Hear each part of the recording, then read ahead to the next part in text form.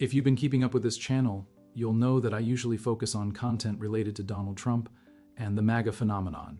However, for my viewers who aren't in the UK and are watching from abroad, I'd like to introduce you to our version of Donald Trump, Nigel Farage.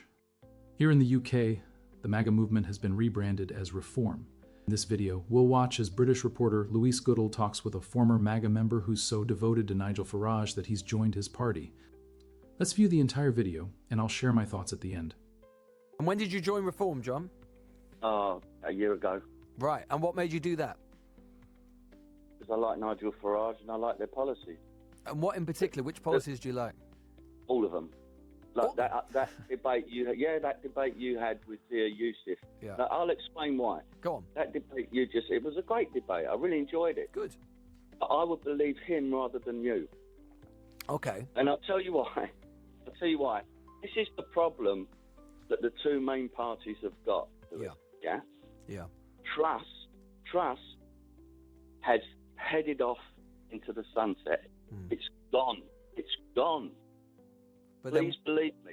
I don't disbelieve you, John, but then why do you trust Farage and what Dear Yusuf was saying? Because honestly, I mean, you can believe him if you like, and that's entirely your prerogative, but I am telling you as a matter of objective fact, we don't spend £7 billion on DEI. We just don't. Don't. You say we don't. It's objectively... It's a problem, isn't it? When people don't trust you and they trust them, well, that's like they're going to lean to them. Okay, so if Dear Yusuf said that Jupiter had exploded, you would believe him, but it hasn't. You know, like objective fact does matter, though, John. Or you, if you said the sun was going to shine tomorrow. So you wouldn't? If Reform said it would, I'd trust them.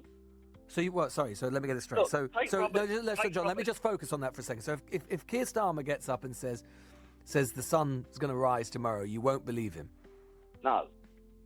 Even though the sun has risen every day for the past millions of years. Yes, I'd say there's something dodgy about that. But look, take Robert Jenrick, for example. I don't know where to go with that, John, I have to say.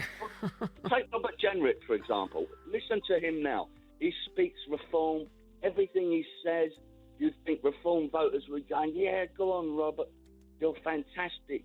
We're going to be voting for you. Do you know what we say?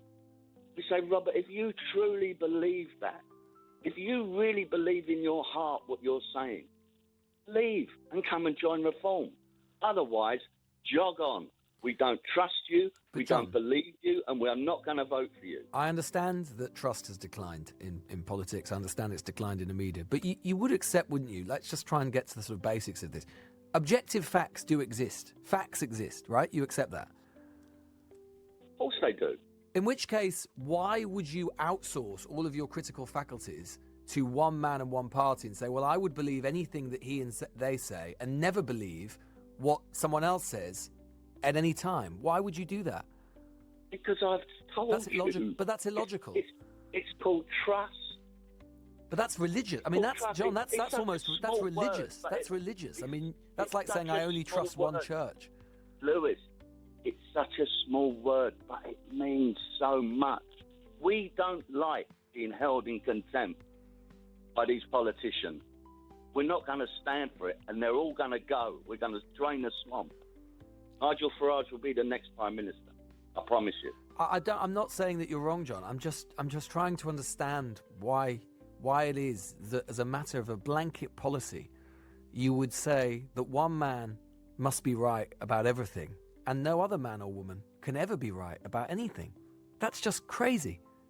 I didn't say no other. I just said I would trust them over them.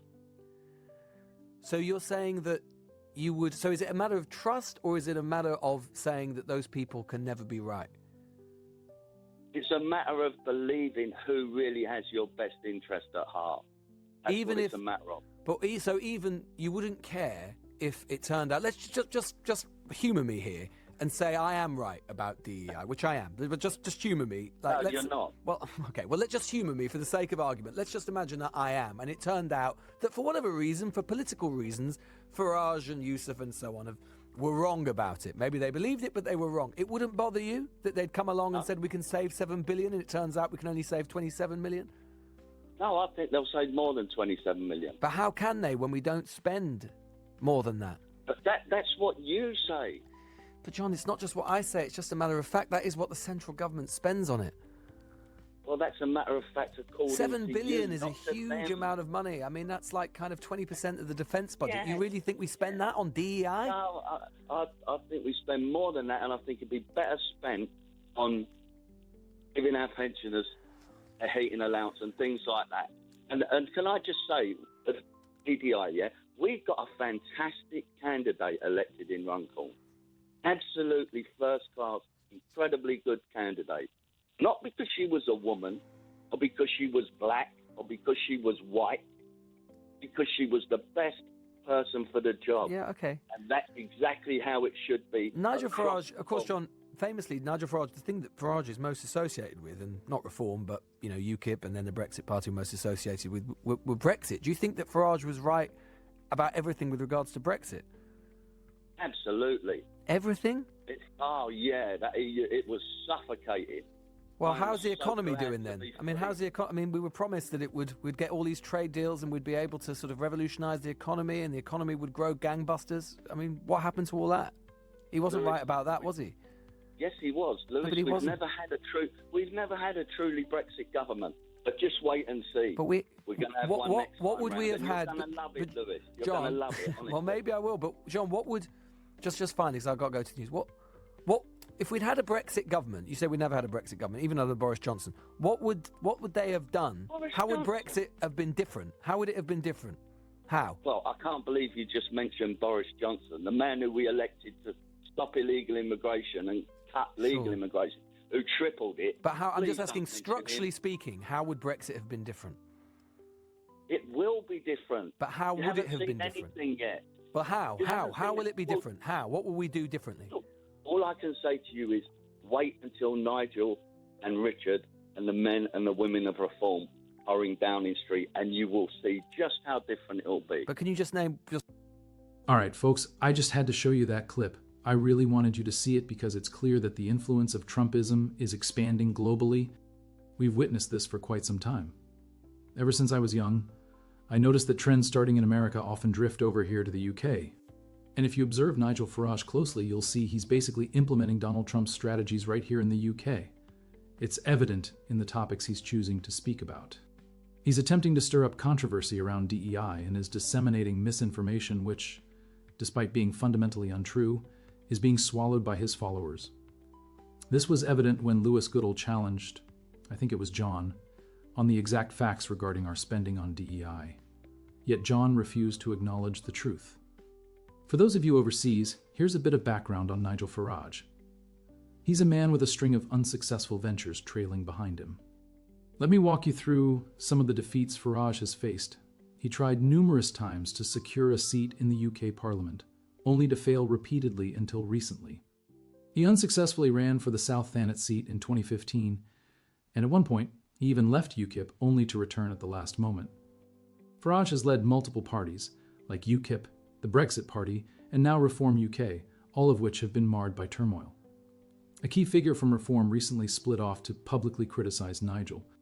Many times, his parties seem more centered around him as a figure, rather than a solid organizational agenda. And the clip I showed supports that argument. The individual in the video joined Reform simply because of Farage, not due to any compelling policies, and likely isn't informed about the majority of their platform. Farage has made several inflammatory remarks about immigrants and minorities, with some of his comments being labeled as racist or xenophobic. He carries a track record of failure wherever he sets foot, yet John in the UK is willing to follow him. I'd love to hear your opinions, especially those of you in the US.